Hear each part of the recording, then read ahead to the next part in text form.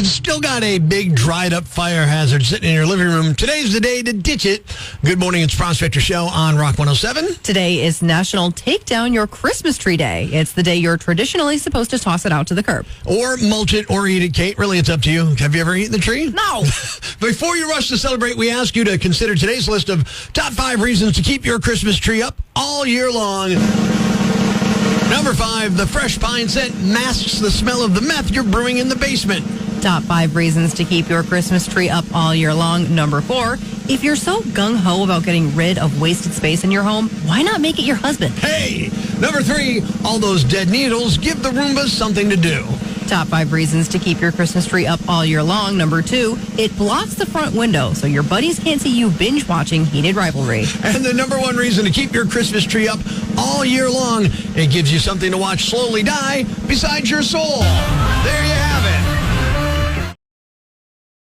A lot of us skip towns over the holidays, myself included. Just left pets behind or boarded them or did something responsible with them. But this might hit a little close to home for people. Good morning, it's Prospector Show on Rock 107. Dogs, look, no problem. You can leave a dog home for a week. When you come back, properly supervised, don't get me wrong. But when you come back, that's like you returned from the war. Like, oh my God, they're going nuts. Like, if you just run out to the car and come back in, they're crying, spinning in circles, peeing a little. It's a whole thing.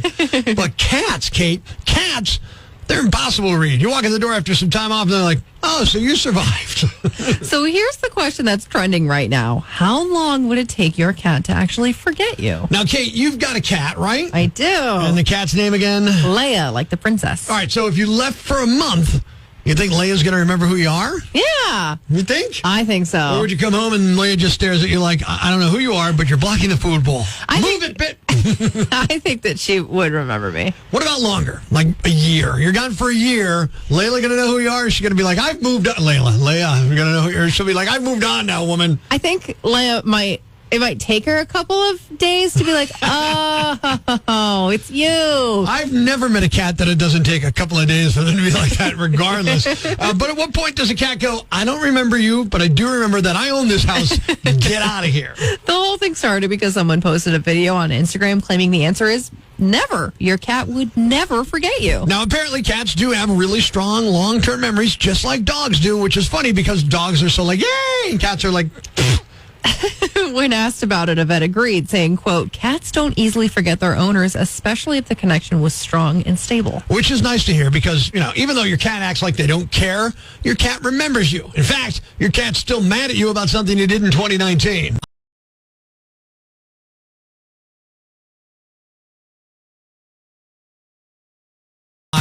He's quirky and cranky, and that makes for a lot of awkward interactions. What a jerk.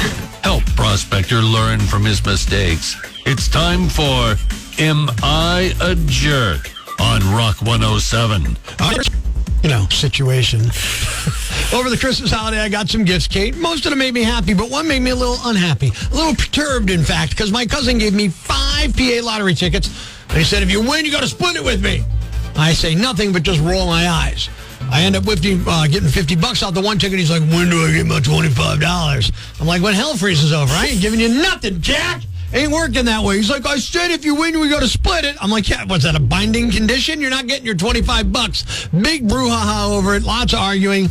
I never gave him the money. Am I a jerk? I'm saying no, Prospector, you're not a jerk. This is just a weird situation. It was a gift, and he wanted stuff back. All right. All right, let's go. Got one open mic on the Rock 107 app. Prospector, no way you're a jerk on this one. I hate when people pull that baloney. Oh, I'm going to give you a gift, but I want half if it turns out to be something more than a couple of dollars. Like, that's ridiculous. I just hate when people do that. It's a joke. Yeah. Not a jerk. Not a jerk. I like hearing that. Janine from your Twitter said, no way you're a jerk. That was a Christmas gift. Tell him to get lost. I was a little stronger in my wording than that. I got one on the rock lines here. Rock 107. Am I a jerk? Prospector, first of all, good thing you're back. Good thing you're back. We missed you for a few weeks. Well, I'm glad to be back, my man. Listen, not a jerk. I mean, you can't give somebody a present and, okay, I want half it back. That's a chance you give them the lottery ticket. Hopefully, they do better with the winnings, but you can't give half the winnings back. What if you won $1 million? You got to give this guy $500,000 because he bought you a $2 ticket. Right. Now, if I won $1 million, I'd probably toss him $5,000, you know? Yeah, right. But $50, I mean, you got lunch and gas money for the week. I mean, like, where are you going for $50? Exactly. See, it's not even that much money, $50.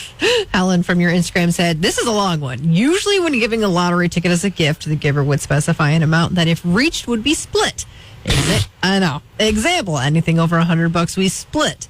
This lets the recipient know that while you want them to win, you want in on any large jackpot. You know what? If you want in on a large jackpot, buy your own damn ticket. $50 is not a large jackpot. However, I'm not sure if you agreed to share the winnings regardless of a minimum winning threshold. Live and learn. I'm going to live and he's going to learn. That's how it's going to go down. I'm telling you right now, because he ain't getting jacked. Am I a jerk for not splitting up that ticket after he said, hey, if you win, we got to split it? Rock 107. Not even close today. That's just even rude of him to ask for something back. Yeah, I'm feeling vindicated here. I'm not a jerk, right? Well, like I said, recently I had a 52nd birthday, and, a lot of people give you a card with lottery tickets or, beer vouchers. Like, I'm not going to go get a case of beer and give somebody a six-pack because they gave me the voucher, and if I win $2, I'm not giving them $1 either. I got you. I think you're good today. What's the idea behind a gift? To give somebody something that makes them happy, makes their day a little bit better, all that kind of stuff. You know what doesn't make my day happy? Pre-existing conditions tagged onto the gift. That's what no matter what the gift is, no matter what you're expecting from me when you give it to me, you're doing it wrong at that point, all right? Marie from our TikTok said, no, you don't have to do it. That's like saying, here, I bought you lunch for your birthday. Now give me half. It's just odd. Yeah, exactly. Look, even if you don't buy my lunch, if you even eye up my sandwich and go, oh, could I split that with you? I'll give you half of mine. My stepdaughter Allie loves doing this. The answer is no. Sorry. I don't care if what you're eating is great and I would really like some. No, this is my stuff now. I got it. You get your own stuff. You're getting all jacked up. I'm very provincial. Joey from your Twitter said, I'm torn. If he clearly said we split it when he gave them to you, technically he's not wrong. But also, who says that out loud? That's weird behavior. I don't care if he said we split it. I don't care if he said you give me 83%. I don't care if he said, hey, if you win the lottery, you got to give me a handy. I don't care. It doesn't matter. You don't get to specify when you do it.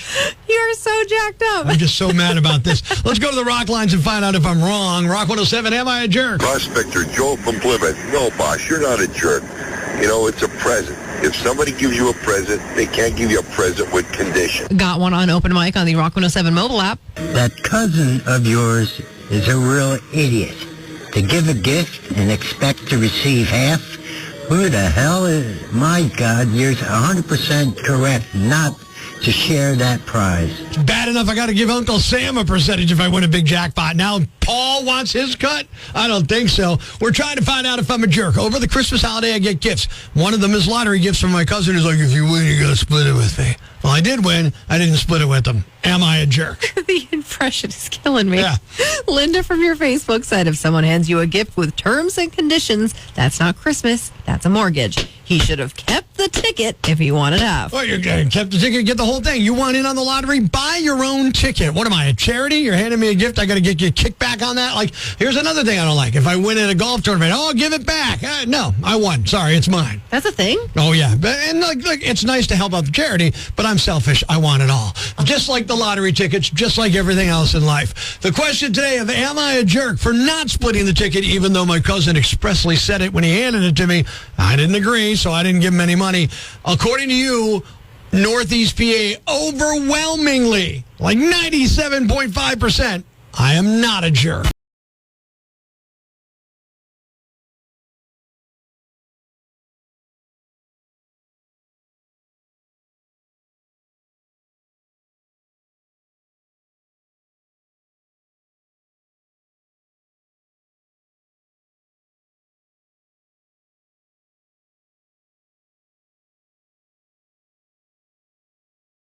Life's pretty tough right now.